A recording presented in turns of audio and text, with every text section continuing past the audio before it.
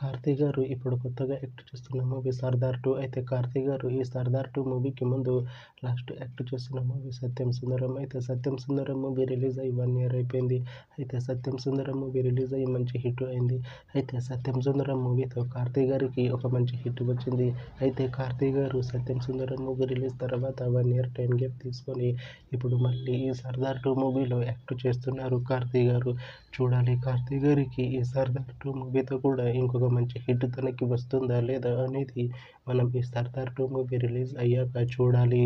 అయితే 'సర్దార్ 2' మూవీలో రసికన్న గారు యాక్ట్ చేస్తున్నారు. అయితే రసికన్న గారు ఈ 'సర్దార్ 2' మూవీకి ముందు లాస్ట్ యాక్ట్ చేసిన మూవీ 'తెలుసు కదా'. అయితే ఈ 'తెలుసు కదా' మూవీ ఈ మధ్య రిలీజ్ అయింది.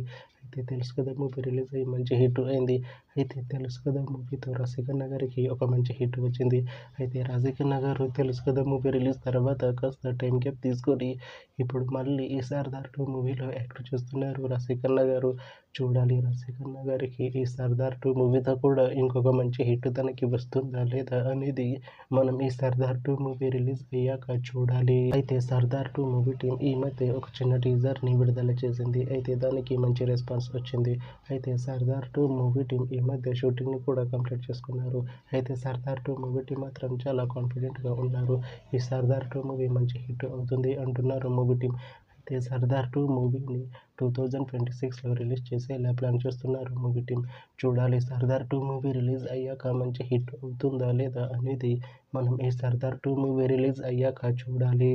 Thanks for watching this video friends. మీకు ఈ వీడియో నచ్చితే ఈ వీడియోని లైక్ చేయండి. ఇంకా ఇలాంటి మూవీ అప్డేట్స్ కోసం ఈ ఛానల్ని సబ్స్క్రైబ్ చేసుకోండి.